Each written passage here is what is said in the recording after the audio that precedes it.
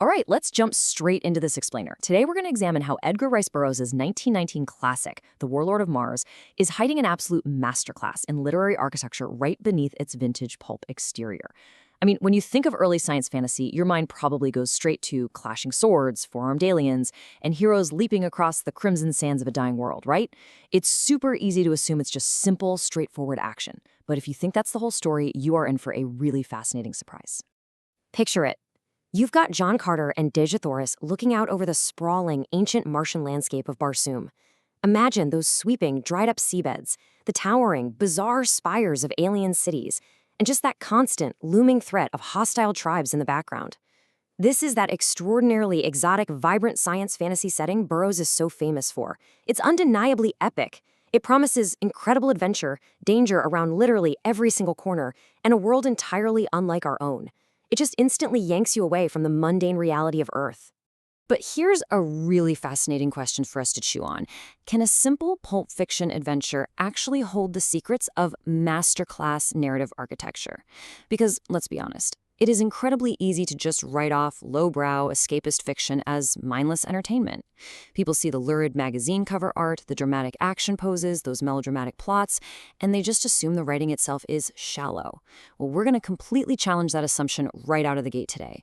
We're pulling back the curtain to look at the actual gears turning behind this story to see just how brilliant it truly is. And to do that, we're going to lean on a pretty amazing framework from Professor Jonathan Acuna Solano. He's a language professor who developed this pedagogical tool called the arrangement of events in a story. Now, you might be wondering, why on earth is a language professor bringing strict academic rigor to a pulp novel about fighting green Martians? And honestly, that's exactly what makes this approach so cool. By applying serious literary analysis, we're going to strip this iconic novel right down to its narrative bones. We want to see exactly what makes it tick, how it completely manipulates our attention, and why it's kept readers hooked for over a century. So, the whole engine of this story relies on a beautifully simple but totally overpowering drive. Burroughs writes, "For 10 long years, I searched Barsoom for my lost princess." Wow, you can practically feel the emotional weight and the sheer grinding exhaustion in those words. A 10-year search is no joke. This perfectly establishes John Carter's deep, central motivation. His desperate hunt for his kidnapped wife generates this immense narrative momentum from literally the very first page. It's a singular, obsessive goal that drives everything that happens next. But wait, right after that, Burroughs immediately contrasts that deep romantic longing with visceral, explosive intensity. Just lines later, we get this: "I fought as I had never fought before." He is balancing the heavy emotional tension of a lost love with the crazy high stakes of brutal life-or-death action. This isn't just some sad guy wandering a desert. This is a warrior carving a path through his enemies. It's a highly calibrated formula, blending the heart and the sword, designed specifically to keep your heart racing. Section 1. The Skeleton of Suspense. Engineering Momentum. Okay, so to understand how this crazy momentum actually works, we need to look at literary theorist Tsvetan Todorov's concept of narrative hesitation. Think of this as the condition where readers are temporarily uncertain about the outcome of events. But simply, it's that incredibly frustrating yet totally addictive feeling when a goal is dangled right in front of the hero, only to be violently snatched away at the last second. In The Warlord of Mars, Carter is constantly hitting these walls. Just as he gets close to his wife, boom, sudden imprisonment, betrayal, a massive military conflict. Burroughs deliberately postpones the reunion over and over again, generating an intense episodic suspense that absolutely forces you to keep reading. We can map this relentless pacing out using Gustav Freitag's famous narrative pyramid, going from exposition to rising action, multi-climactic confrontations, falling action, and finally resolution. But I want you to focus specifically on step 3, multi-climactic confrontations.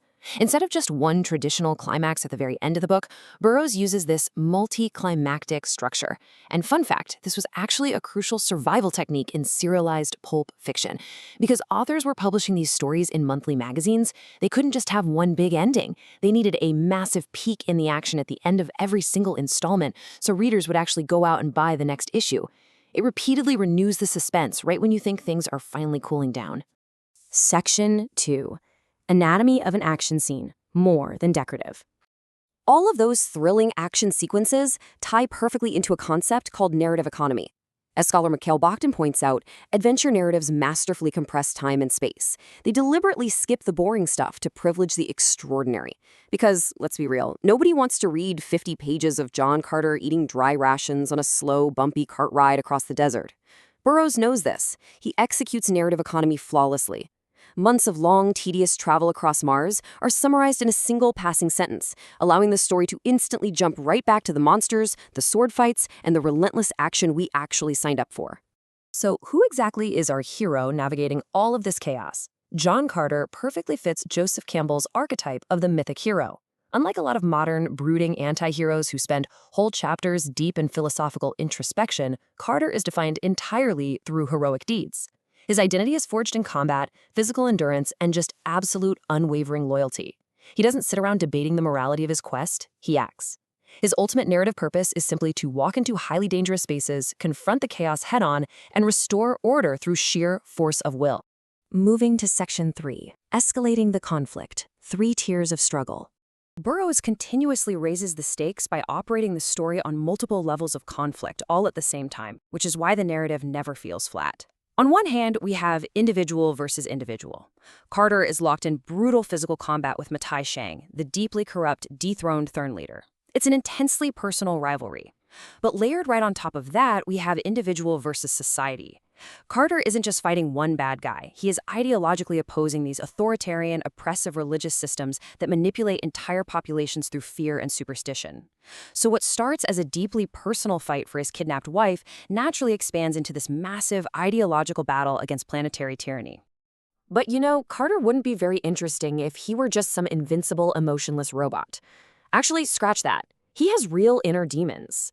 That brings us to the third tier, individual versus self. His prolonged separation from Dejah Thoris causes genuine crippling despair. He suffers recurring fears of ultimate failure, completely terrified that he's going to be too late. And why is this so important? Because it anchors this wild alien fantasy in totally relatable human emotion. These inner emotional tensions humanize the hero. They stop him from becoming a flat, boring caricature and give us a deeply human reason to actually invest in his struggle. Section 4. Building Barsoom, Setting as an Active Force. The alien planet itself isn't just some painted backdrop. It's an active mechanism for what Darko Suvin calls cognitive estrangement. Think of this as the alien mirror effect. It basically means presenting incredibly unfamiliar, bizarre worlds that subconsciously push readers to reconsider their own social and political realities back home. Barsoom has this wild, anachronistic mix of futuristic flying machines existing right alongside ancient, sword-wielding, warring tribes. It creates this romantic estrangement that elevates the book way beyond a simple adventure into a truly epic experience, constantly challenging the boundaries of our own imagination. And the way this totally bizarre world is delivered to us is absolutely crucial. First-person narration. Carter acts as both the participant in the action and the storyteller reflecting on it. Mikhail Bakhtin calls this a dialogic relationship. Just think about how that feels as a reader. Carter is the hero bleeding out on the crimson sand, but he's also the guy sitting around a campfire years later telling you the story. It builds an incredible level of trust and intimacy, creating this dramatic immediacy and a powerful illusion of authenticity. You feel like you're right there in the dirt with him, sharing every single ounce of his uncertainty and fear. Finally, Section 5. Myth, Romance, and Legacy, the Endurance of Escapism. We can actually tie all these narrative mechanics together using Northrop Frye's framework on the mythic structure of romance.